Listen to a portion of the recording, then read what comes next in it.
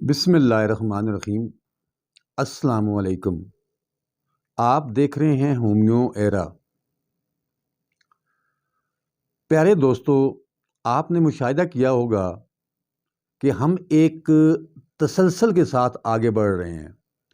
پہلے ہم نے سورا یعنی سورانیم پہ بات کی، پھر سفلینیم کو دیکھا، پھر سائیکوٹک یعنی تھوجا اور میڈرینیم، اور آج اسی سلسلے کو آگے بڑھاتے ہوئے ہم نائٹرک ایسڈ کی بات کریں گے۔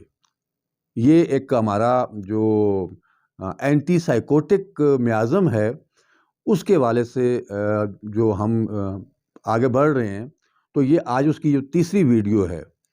اور یہ جو تینوں میڈیسن ہیں، تھوجا، میڈرینیم اور نائٹرک ایسڈ، یہ اینٹی سائیکوٹک میازم کی ٹاپ آف لسٹ ریمیڈیز ہیں۔ مطلب ان ریمیڈیز تو بہت سی ہیں ذہنی علامات کے حوالے سے یا باقی علامات کے حوالے سے، لیکن اینٹی سائیکوٹک میازم میں ان تینوں کا درجہ یوں سمجھ لیں کہ فرسٹ، سیکنڈ، تھرڈ کا درجہ آتا ہے۔ لیکن ایک بات سمجھنے کی کوشش کریں، وہ یہ کہ آج کے اس برق رفتار دور میں نہ تو مریض کے پاس اتنا وقت ہے کہ وہ ہمیں 1 گھنٹہ ہسٹری دینے کے لیے بیٹھ جائے، اور نہ ہی ڈاکٹر کے پاس اتنا وقت ہے کہ وہ ہر مریض کو 1 گھنٹہ ٹائم دیتا رہے۔ اس طرح سے اس کا نظام نہیں چل سکتا۔ وجہ یہ ہے کہ مریض ہے، اس کو بھی ٹینشن ہے، اس کو بھی وقت کی جو ہے وہ کمی ہے، جو ڈاکٹر ہے، معالج ہے، اس کو بھی وقت کی کمی ہے۔ تو یہ ایسا نہیں ہو سکتا۔ کہنے کا مقصد یہ ہے کہ کسی بھی دوائی کی جو کلیدی علامات ہے یا اہم جو علامات ہیں، یا اس کے جو پرائمری اور سیکنڈری ایکشن، یا اس کی جو ذہنی علامات کو مد نظر رکھ کر دعا کو تجویز کریں۔ میں یقین سے کہتا ہوں کہ کامیابی آپ کے قدم چومے گی، اور کامیابی صرف آپ کے قدم ہی نہیں چومے گی، بلکہ جو آپ کے مریض ہیں وہ آپ کے مرید بن جائیں گے۔ یہ میں بڑے یقین کے ساتھ اور بڑے ایمان کے ساتھ یہ بات کہتا ہوں، کیونکہ دیکھنا یہ ہے کہ کچھ علامات اس طرح کی ہیں، ذہنی علامات اس طرح کی ہیں کہ اگر آپ ان کو صرف ایک علامت کو مد نظر رکھ کر آپ اپنی ریمیڈیز مریض کو دیتے ہیں، تو یہ ہو ہی نہیں سکتا کہ آپ کو 100% وہ رزلٹ نہ ملیں۔ میں نے پہلے بھی ایک بار عرض کی تھی کہ میں بعض اوقات اگر ٹائم نہ ہو تو میں ڈرگ پکچر کو دیکھ کر، اس کی ڈرگ پکچر کو دیکھ کر میں دعا دیتا ہوں۔ شفا تو اللہ تعالیٰ نے دینی ہوتی ہے، لیکن اللہ تعالیٰ میرا جو پردہ ہے وہ رکھتا ہے، اور مریض شفا پاتا ہے۔ تو حسب وعدہ نائٹرک ایسڈ کو بھی سمجھنے کے لیے میں نے اس کی جو 3-4 جو کلیدی علامات ہیں ان کو منتخب کیا ہے، اور میں امید کرتا ہوں کہ اگر ان علامات کو، ان 4 علامات کو آپ سمجھنے میں کامیاب ہوگے تو یقیناً آپ ایک تو سائیکوٹک میازم کو سمجھنے میں آپ کی مدد ملے گی، اور دوسرا یہ کہ آپ نائٹرک ایسڈ کو مکمل طور پہ سمجھ جائیں گے۔ تو سب سے پہلے ہم اس کی جو پہلی کلیدی علامات ہے وہ ہے رنگت۔ موجود ہومیوپیتھی ڈاکٹر سموئل ہانیمن صاحب کا فرمان ہے کہ یہ دعا ان افراد کے لیے بہت مفید ہے جن کے ریشے سخت مضبوط ہوتے ہیں، بجائے ان کے کہ جن کے جسم ڈھیلے ڈالے، یا ان کی جو جسم کا جو سٹرکچر ہے وہ ڈھیلا ڈالا ہوتا ہے۔ ایسے لوگوں کے لیے نہیں، بلکہ ایسے لوگوں کے لیے جن کے ریشے مضبوط ہوں۔ یہ دعا ان لوگوں کے لیے یا ان مریضوں کے لیے بہت ہی مفید ہے، اور شکل جو صورت ان کی جو ہوتی ہے وہ گندم گوں کی سی ہوتی ہے۔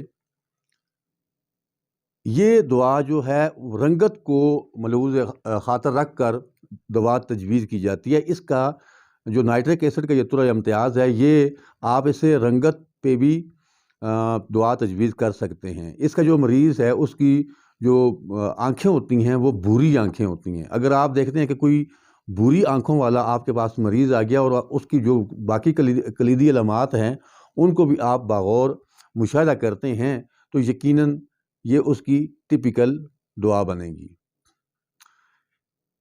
اس کے علاوہ شام کے وقت بے چین اور افسردگی، مایوسی، عصبی مزاج، جلد طیش میں آنے والا، سر کی چوٹی کے بال گرے ہوں، بڑا دیکھیں یہ ایک رنگت کے حوالے سے مطلب جو سر کی چوٹی ہے اس کے جو بال ہیں وہ گرے ہوئے ہیں۔ آپ نے دیکھا ہوگا بعض لوگوں کے فرنٹ سائڈ سے بال گر جاتے ہیں یا پورے کے پورے وہ گنجے ہو جاتے ہیں، لیکن نائٹرک ایسڈ میں جو اس نائٹرک ایسڈ کا جو مریض ہوگا اس کے جو سر کے چوٹی کے بال ہیں وہ گرے ہوں گے اور سیکوینٹ بہنگا پن، تو اس پہ آپ سر کی چوٹی کے بال، بہنگا پن، بھوری آنکھیں، اب ان تینوں کو اگر آپ ذہن میں رکھتے ہیں تو یہ اس کا پورا احاطہ، رنگت کا پورا احاطہ کرتی ہے۔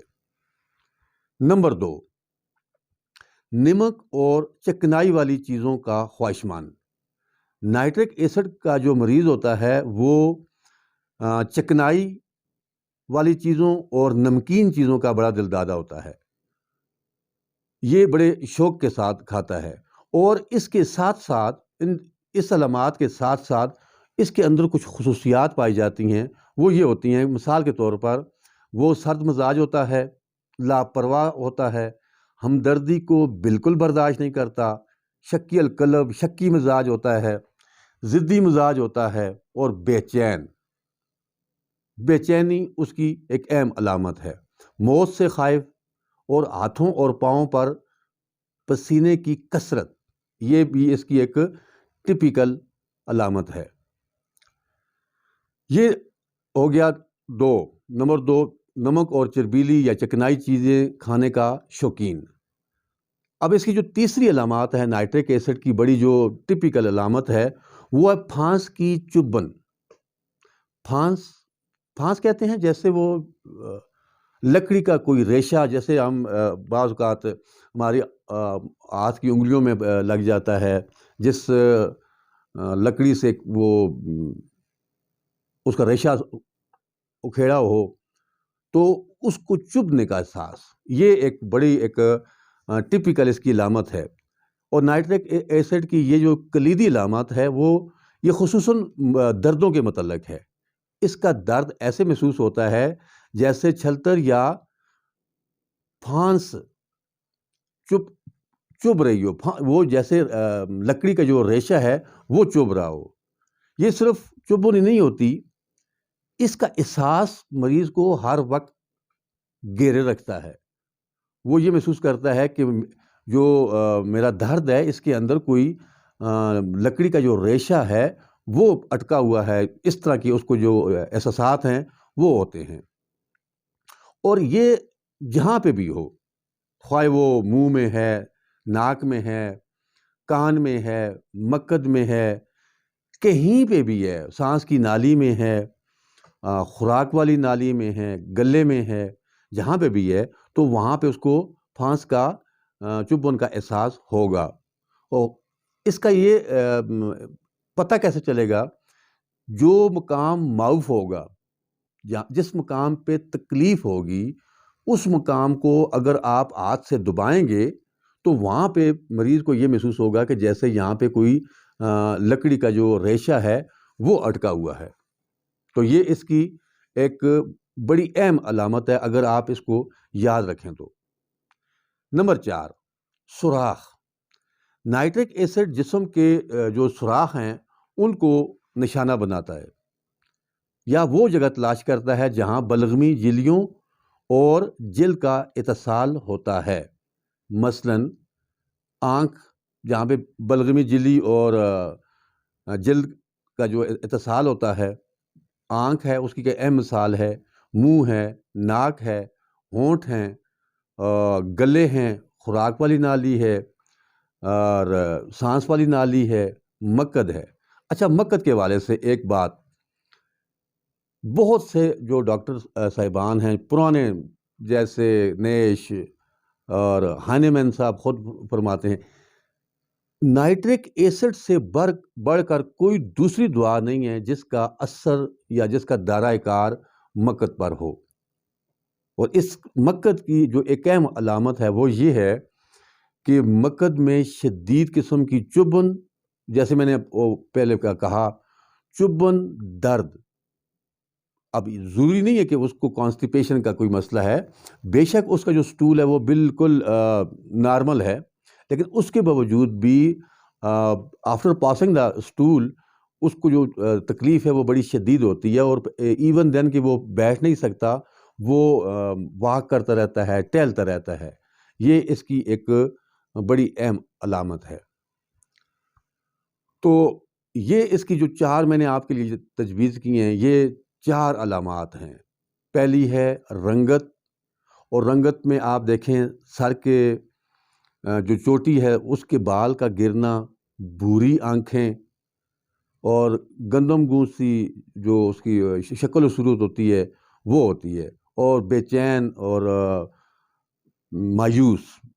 کیونکہ جب مایوسی ہوتی ہے تو انسان کے چہرے پہ وہ چیز ٹپک رہی ہوتی ہے. وہ تو عام بھی کہتے ہیں کہ ایک اندھا انسان بھی سمجھ جاتا ہے کہ یہ بندہ مایوس ہے یا یہ بندہ مطمئن ہے. اس کے بعد رنگت کے بعد آتے ہے اس کی جو غذا ہے، اس کی جو چائس ہے، وہ ہے چکنائی والی چیزیں اور نمکین چیزیں بہت زیادہ وہ پسند کرتا ہے، اس کا وہ دل دادا ہوتا ہے. میکنزم کو سمجھیں، اسی وجہ سے اسے پائلز کی تکلیف بھی ہو سکتی ہے، اس کے باقی جو مسائل بھی ہو سکتے ہیں. چکنائی جو کھاتا ہے، چکنائی کو ہضم کرنا پھر اتنا آسان نہیں ہے. اور تیسرا ہے پھانس کی چبھن، یعنی کہ لکڑی کے ریشے کی سی چبھن، یہ تیسری.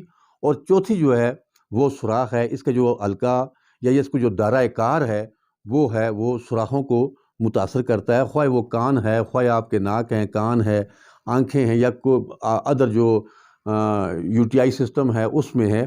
تو یہ جہاں پہ بھی سوراخ ہیں یہ ان سوراخوں کو متاثر کرتا ہے. تو امید ہے کہ یہ میری چھوٹی سی کاوش آپ کو پسند آئے گی اور آپ اس کو سمجھیں گے. پچھلی ویڈیو کو جن لوگوں نے پسند کیا یا جن لوگوں نے مجھے ذاتی طور پر اس کو پسند کیا اور مجھے کہا، اور یا کچھ گروپوں میں انہوں نے اس کو پسند کیا، تو میں ان کا انتہائی مشکور ہوں. اور امید کرتا ہوں کہ آپ ان جو میری چھوٹی چھوٹی علامات ہیں ان کو آپ اپنے عملی جو آپ کی زندگی ہے اس میں امپلیمنٹ کریں گے. اور اس کے علاوہ اگر کوئی آپ کو کوشچن ہوا کرے تو وہ بھی آپ ڈسکرپشن میں اپنا جو کمنٹ سیکشن ہے اس میں پوچھ لیا کریں. تو اب تک کے لیے اتنا ہی. اپنی صحت کا خاص خیال رکھیے گا، کیونکہ آپ کی ساری خوشیاں آپ کی صحت سے وابستہ ہیں. بہت شکریہ.